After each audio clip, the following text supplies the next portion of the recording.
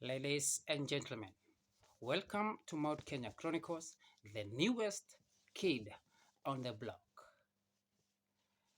Johnson Sakaja, the newly elected governor of Nairobi, is a man under siege. Yesterday, Johnson Sakaja was sworn in at KICC grounds with pomp and color. In attendance was Deputy President William Ruto, and as would have been expected, all elected MCAs from Nairobi County were expected to be in attendance, as they had previously been invited by the organizers.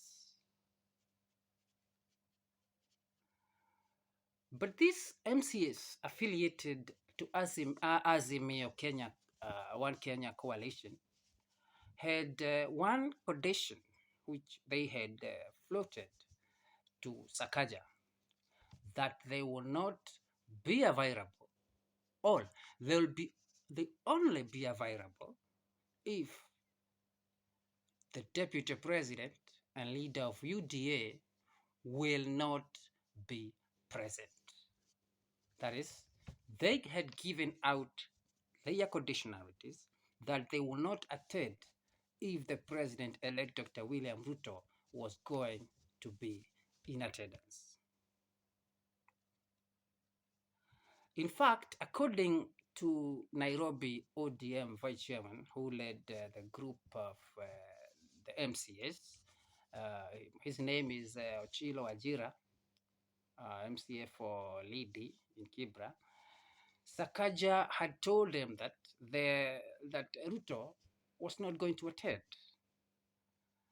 the function, but to their dismay, as it turned out yesterday, Ruto came and in fact was among the dignitaries who were supposed to give a speech in this function or gathering. And the moment these MCs realized that Ruto was to be in attendance, they left the meeting in a half. They walked out and went straight to Nairobi County Assembly chambers, where they addressed the media. And remember, Azimio One Kenya Alliance in Nairobi has a total of 47 MCAs. And UDA has 35 MCAs. Obviously, they have an extra one in Chama cha Kazi, which is an affiliate of Kenya Kwanza, one MP, so we can say they have 36 MCAs, and we have 2 independents in Nairobi County Assembly. So obviously, Azimio la Umoja One Kenya Alliance have got the majority in this particular county assembly. One of the reasons the Azimio side gave regarding the boycott or the walkout was that they could not afford to share the same podium with Ruto, whom they accused of having stolen Raila Odinga's votes, the presidential election votes. And so they said, when they were talking to the journalists out there, Nairobi County Assembly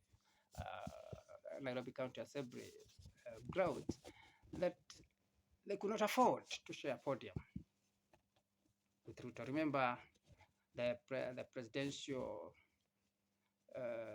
there is a petition by Azimio la Umoja concerning the results of the presidential vote, which is being a case which is being handled at the Supreme Court of Kenya. Obviously, the case has been filed by Raila Odinga and Martha Karua, challenging the win which they claim Ruto fraudulently obtained in this year's general election. And because nothing in politics happens out of mere coincidence, the walking out of Azimio County Assembly members is like a bad omen to Governor Sakaja in his first day, or in his first day as governor. Obviously, was to be sworn in as governor. And although the leaders assured Sakaja of their unsolicited support inside the county assembly and to his government, the tone and the timing could not escape any keen observer, especially those who follow Nairobi politics. Many critics would argue that there is fear on how Kenya Kwanza affiliate governors will be able to run the affairs of their counties without the interference of William Ruto. And yesterday's action by the MCAs from Nairobi can be an argument that this is a prelude of hardy times the governors will find themselves in their line of duty, more so where they don't enjoy a majority in their county assemblies. It will be worth waiting. It will be worth waiting how Sakaja is going to negotiate the unity of purpose in the assembly as of the evidence which came out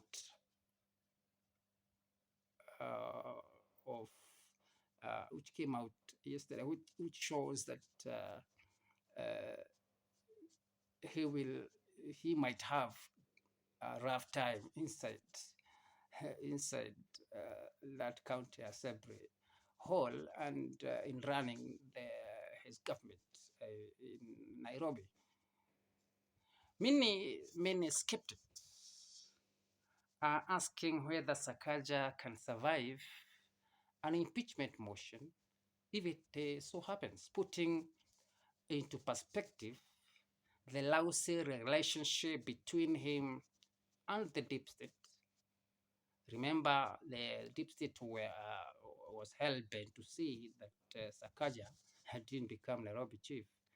And it went all the way up to the courts, and where Sakaja got a lifeline and was allowed to buy.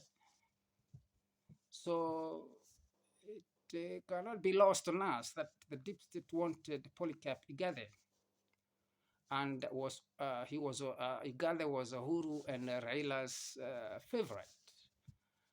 And it should not be forgotten that the two will not rest until they are satisfied that Nairobi is wrestled from UDA and Ruto. It's anybody's guess, and believe me, that Uhuru will be more at peace with the Sakaja's deputy, Joroge Muchiri, a career banker, and who was the immediate chief operating officer at Absa Bank, formerly Barclays, and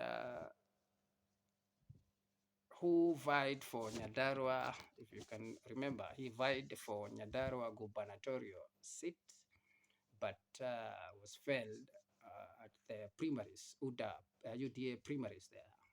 He was failed by Kiaria Badilisha, who is the new governor of Nyandarua.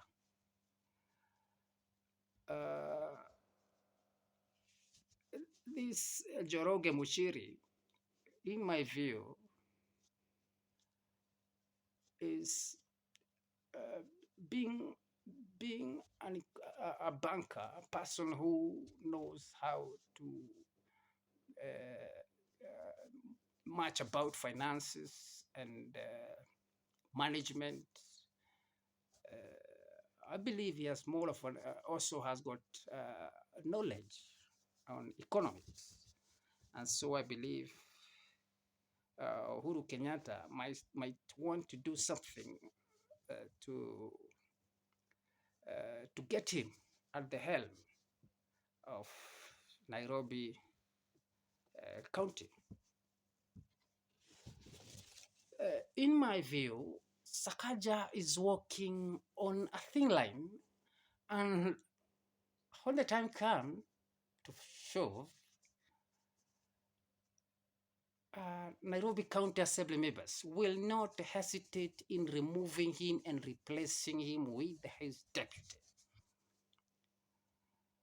And the mere pronouncements by MCAs that they'll support him in his job is seen by many as ironic, and what is being hatched is directly opposite.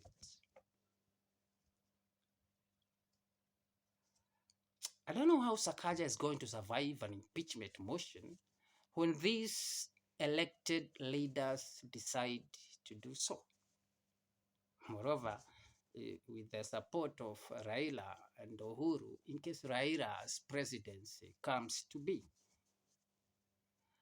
how, and again, how will Sakaja manage double royalty? That is, number one, to the deputy president, if he's not going to win the court battle, he will be just the Ruto, the politician. And number two, the MCAs who hold the key to his survival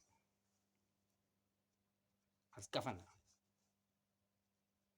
Remember, UDA allies will expect kickbacks or to win tenders in the county. The likes of Wetangula and the rest, and the Ruto and the rest, definitely will want to have a piece of the cake in Nairobi in terms of tenders and those that come along with that. And it will be hard for Sakaja to negotiate, to renegotiate the terrain, because again, the MCAs will be on the lookout to get one simple thing that will make them go after Sakaja's neck. At the same time, his deputy, remember, he still harbors ambitions of being a governor, cannot waste a minute when he sees an opportunity to become governor of Nairobi. So he will also be on the neck of Sakaja and be ready to grab any opportunity which arises, which would see Sakaja go home. I believe that Muchiri, the deputy governor, will be there to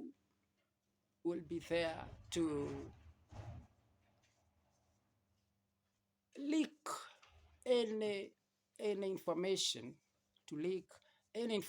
regarding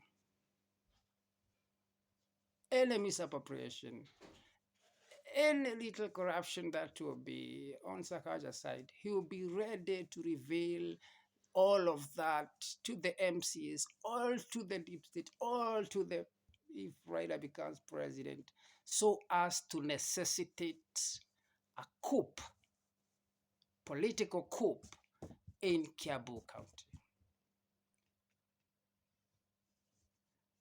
it is a wait and see. And I don't know what you think about Sakaja governorship in Nairobi, but I believe in the long run, it will be inevitable.